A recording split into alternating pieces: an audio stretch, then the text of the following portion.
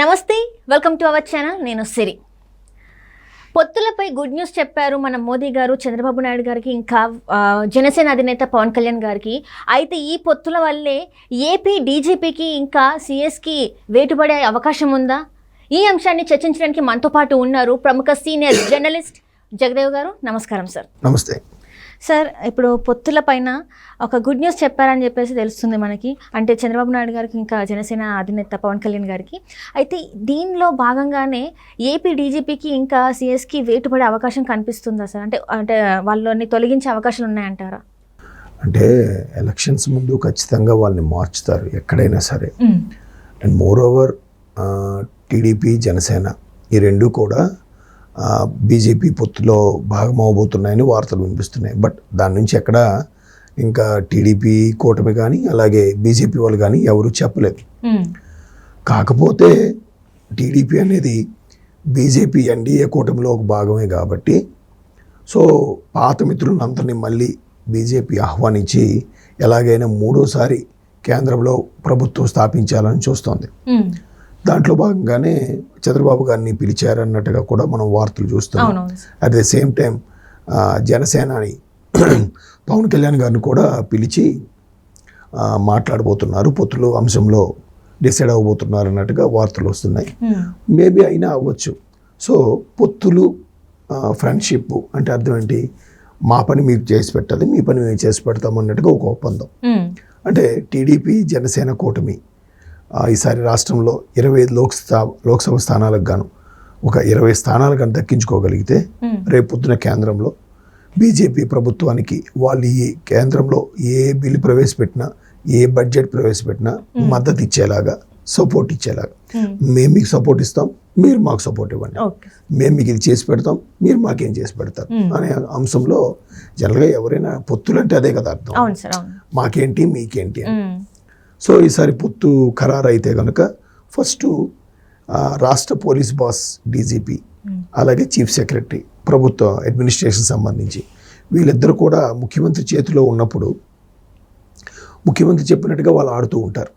So వాళ్ళు ఏది చెప్తే అదే కేసులు బనాయించడం, లేదంటే పథకాల విషయంలో మాట్లాడడం, లేదంటే ఇంక వేరే రకాల అడ్మినిస్ట్రేషన్ విషయాలు, అన్ని రకాల విషయాలు వాళ్ళిద్దరు కీ రోల్ ఉంటుంది.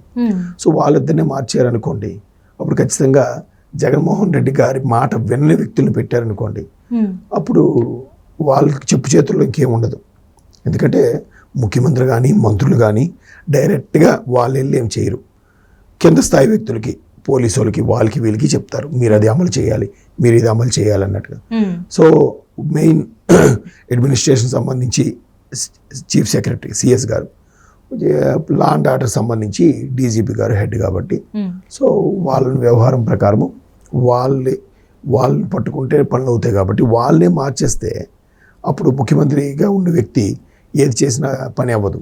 పైగా ఎలక్షన్స్ ఇంకా 2 నెలలే ఉన్నాయి.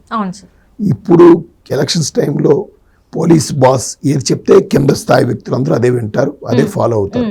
పోలీస్ బాస్ కూడా తప్పించారనుకోండి, అప్పుడు ఆయన పార్షియల్గా కాకుండా న్యూట్రల్గా ఉండి ఎలక్షన్స్ సవ్యంగా నిర్వహించేలా చూస్తారు. అలా చూసేటప్పుడు అందరికీ హ్యాపీగా ఉండేలా ఉంటుందని ఒక అభిప్రాయం. కాబట్టి టీడీపీ జనసేన కూటమి కోసం బీజేపీ అధిష్టానం ఆ చీఫ్ సెక్రటరీ కానీ డీజీపీని కానీ మార్చేసే ఛాన్సెస్ ఉన్నాయని అంటున్నారు. ఒక ఛాన్సెస్ లేకపోయినా ఎలక్షన్స్ ముందు ఖచ్చితంగా రాష్ట్ర ప్రభుత్వంతో ప్రమేయం లేని వ్యక్తుల్ని, రాష్ట్ర ప్రభుత్వంతో ఇన్ఫ్లుయెన్స్ అవ్వని వ్యక్తుల్ని పెడతారు. అంటే ఇక్కడ చూస్తున్నట్టయితే సార్, ఇప్పటి వరకు కూడా అంటే పొత్తులో ఉన్నామని చెప్పలేదు ఎక్కడ కూడా మనకి వైసీపీతోని. కానీ మన వైసీపీ ప్రభుత్వం ఏం అడిగినా కూడా, అంటే నాయకుడు జగన్మోహన్ రెడ్డి గారు ఏం అడిగినా కూడా తనకి చీకటి ఒప్పందంతో అంటే వెనకాల వాళ్ళు సపోర్ట్ చేశారని చెప్పేసి మనకు తెలుసు, ఇప్పటివరకు చూస్తున్నాం. కానీ ఇప్పుడు సడన్గా టీడీపీతో పొత్తు అనేసరికి జనాల్లో ఒక డౌట్, అంటే ఇన్ని రోజులు మా అభివృద్ధికి ఎలాంటి పాటు అంటే చేయుతనివ్వని ఒక మోదీ ప్రభుత్వం ఇప్పుడు మళ్ళీ టీడీపీతో కలిసి ఇక్కడ మళ్ళీ హెల్ప్ చేస్తారంటే అభివృద్ధికి చేయందిస్తారా, అందించారా, లేకపోతే జస్ట్ వాళ్ళ రాజకీయ లాభం కోసం, లబ్ధి కోసమే ఈ పొత్తు అని చెప్పేసి కూడా కొంత డౌట్ అయితే రేజ్ అవుతుంది. సో ఇందులో వాస్తవం ఉందంటారా సార్? 2 వెర్షన్లు కరెక్టే. ఒకటి బీజేపీ కూడా ఏం చేస్తుందంటే 2 సార్లు వచ్చినప్పుడు 3వసారి కొంత వ్యతిరేకత ఉంటుంది. ఆ వ్యతిరేకతతో భయంకి వాళ్ళు ఈసారి ప్రభుత్వం వస్తుందా లేదన్న భయంతో ఉన్నారు. అలాంటి భయం ఉన్నప్పుడు ఖచ్చితంగా ఇలాంటి మిత్రపక్షాన్ని పొత్తు తీసుకుంటాయి. అండ్ మోరోవర్ మోదీ గారు 400 లోక్సభ స్థానాలను కైవసం చేసుకుంటామని చెప్పారు. అవును సార్, అవును. ఎలా? మిత్రపక్షాలన్నింటినీ కలుపుకుంటూనే అన్ని అవుతాయి, లేదంటే ఒక్క బీజేపీకి అన్ని స్థానాలు వచ్చే ఛాన్సెస్ చాలా తక్కువ. ఓకే. సో ఈ పాత మిత్రులందరినీ మళ్ళీ కలుపుకుపోయేలాగా ప్లాన్ చేసుకుంటున్నారు. ప్లాన్ చేసుకొని అప్పుడు ఈ మీరు ముందే చెప్తారు, వీళ్ళు ఒప్పందంలో ఉంటుంది కదా, మీరు మాకు మద్దతు ఇస్తే మేము కూడా మీకు ఫుల్గా సపోర్ట్ చేస్తాం, మీకు కావాల్సినవన్నీ ఇస్తాం.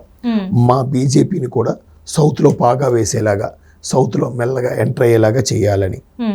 ముందు ఒకవేళ టీడీపీ జనసేన కూటమి గెలిస్తే మీకు సీట్ల సర్దుబాటు అయితే కష్టం, ఎందుకంటే టీడీపీ జనసేన బీజేపీతో కలిస్తే కొంత వ్యతిరేకత ఏర్పడుతుంది. ఆ వ్యతిరేకత వల్ల ఆ ఓటింగ్ పర్సంటేజ్ తగ్గిపోవచ్చు. ఎందుకంటే మీరు అన్నట్టుగా బీజేపీ ఆంధ్రాకి ఏం చేయలేదు, స్పెషల్ స్టేటస్, స్పెషల్ ప్యాకేజీలు ఏమీ ఇవ్వలేదు. కాబట్టి కాంగ్రెస్ మీద ఉన్న వ్యతిరేకతే బీజేపీ మీద కూడా ఉంది. కాబట్టి బీజేపీతో కలవకుండానే బయట నుంచి మద్దతుగానే పోటీ చేస్తారు. గెలిచిన తర్వాత రాజ్యసభ చేయొచ్చు, లేదా ఎమ్మెల్సీలు ఏమైనా ఇవ్వచ్చు బీజేపీ వాళ్ళకి, అట్లా కేటాయించవచ్చు. కానీ ఇది కూడా రాజకీయంలో అంత డీలే. ఎక్కడైనా సరే బిజినెస్ కానీ రాజకీయం కానీ, మీకు ఇది చేసి పెడతాం, మాకు ఇది చేసి పెట్టండి, మేము మీకు ఇది గెలిచాక మీకు ఇంత మద్దతు ఇస్తాం, మీరు మాకు మద్దతు ఇవ్వండి, మాకు ఇవ్వాల్సిన స్పెషల్ స్టేటస్, స్పెషల్ ప్యాకేజీలు కానీ, పోలవరం ప్రాజెక్ట్ గురించి కానీ, అలాగే రైల్వే జోన్ గురించి కానీ, వాటి గురించి ఒక క్లారిటీ కోసం వీళ్ళు కూడా వీళ్ళు గెలిచిన తర్వాత మాకు మద్దతు ఇస్తారా లేదా అన్న డౌట్ వీళ్ళకి కూడా ఉంటుంది. అందుకే ఆచితూచి అడుగులు వేస్తారు, అంత త్వరగా రెచ్చిపోయి స్టేట్మెంట్లు ఇచ్చారు. జాగ్రత్తగా మీరు అన్నట్టుగా చీకటి ఒప్పందాలో లేదా తెర వెనక ఏం జరుగుతుందనేది ఎవరు చెప్పట్లేదు, ఓన్లీ ఊహాగానాలు మాత్రమే. చంద్రబాబు గారు వెళ్ళారు, పిలిచారంటే దీనికోసం అయి ఉంటుంది. పవన్ కళ్యాణ్ గారు వెళ్ళారు, పిలిచారంటే దీనికోసం అయి ఉంటుంది. జగన్మోహన్ రెడ్డి గారు వెళ్ళారు, మాట్లాడారు, పొత్తుల కోసమా కాదా, లేదా రాష్ట్ర ప్రయోజనాల కోసమా అనేది ఇవన్నీ ఊహాగానాలే. కాబట్టి ఎవరికెవరు స్టేట్మెంట్ ఎవరు, ఆ లోపల ఏం జరిగారనేది వాళ్ళకే క్లారిటీ ఉంటుంది. బయటికి వచ్చే వరకు తెలియదు. కాకపోతే బయటకు వచ్చాక ప్రెస్ మీట్ పెట్టేటప్పుడు ఆ జర్నలిస్టులతో రెస్పాండ్ అయ్యేది ఉంటుంది కదా, వాళ్ళు యాక్టివ్గా రెస్పాండ్ అయ్యారనుకోండి పొత్తులు సఫలమైనట్టు. లేదు సారీ నో కామెంట్ అని వెళ్ళిపోయారనుకోండి, లోపలేదో వీళ్ళకి ఇబ్బందికర పరిస్థితులు వచ్చాయి అని కూడా మనం అనుకోవాలంతే. దాన్ని ఒక్కొక్క మీడియా మిత్రుడు ఒక్కొక్కలాగా రాస్తారు, దాన్ని మనం అలా అన్వయించుకోవడమే తప్ప దేంట్లో కూడా క్లారిటీ ఉంది. అంటే గతంలో చూసినట్టయితే బీజేపీ నుంచి ఎన్డీఏ నుంచి వెళ్ళి బయటకు వచ్చింది చంద్రబాబు నాయుడు గారు, ఎందుకంటే ప్రత్యేక హోదా ఇవ్వలేదు, ప్యాకేజ్ సరి ఇవ్వలేదు అని చెప్పేసి బయటకు వచ్చారు. మళ్ళీ ఈ రోజు మళ్ళీ బీజేపీతోనే పొత్తు పెట్టుకోవడానికి గల కారణం అంటే ప్రజల్లో ఉంటుంది కదా, ఫస్ట్ అట్లా బయటకు వచ్చేసి మళ్ళీ ఇప్పుడు మిత్రపక్షంగా చేసుకుంటే. అప్పుడు కూడా వైసీపీ వాళ్ళు ఏమన్నారు, చంద్రబాబు బీజేపీతో లాలూచి పడ్డారు, స్పెషల్ ప్యాకేజ్, స్పెషల్ స్టేటస్ గురించి కనీసం మాట్లాడలేదు అని రెచ్చగొట్టేసరికి ఈయన నిజమే కదా మనకి 5 ఏళ్ళుగా ఊరిస్తున్నారు ఇవ్వట్లేదని చెప్పి ఈయన కూడా గొడవపడి బయటకు వచ్చాడు కదా, రాష్ట్ర ప్రయోజనాల కోసం బయటకు వచ్చాడు. లేదంటే 30 ఏళ్ళ నుంచి కూడా సయోధ్య ఉంది, ఎన్డీఏ కూటమిలోనే టీడీపీ అనేది ఉంది. ఎప్పుడైతే వాళ్ళు సరిగ్గా రెస్పాండ్ అవ్వలేదో, మనకు రావాల్సింది ఇవ్వలేదో, ఈయన గొడవపడి బయటకు వచ్చాడు. బట్ పోనీ వీళ్ళు వచ్చారు, వైసీపీ వాళ్ళు, వీళ్ళైనా మేము కేంద్రం మెడలు ఉంచి మరీ తెస్తామన్నారు. వీళ్ళేమైనా చేశారా? ఏది లేదు. కాబట్టి చూద్దాం ఈసారి పొత్తుల్లో ఎంత చాకచక్యంగా వెళ్తారో, ఎంత పద్ధతిగా. ఆంధ్ర రాష్ట్రాన్ని అసలు అప్పుల్లో కూరుకుపోయింది, 10 ఏళ్ళు వెనక్కి వెళ్ళిపోయింది. కాబట్టి మళ్ళీ దాన్ని ఎలా చేస్తారనేది let us wait and see. Right sir, right. Thank you so much sir. Thank you.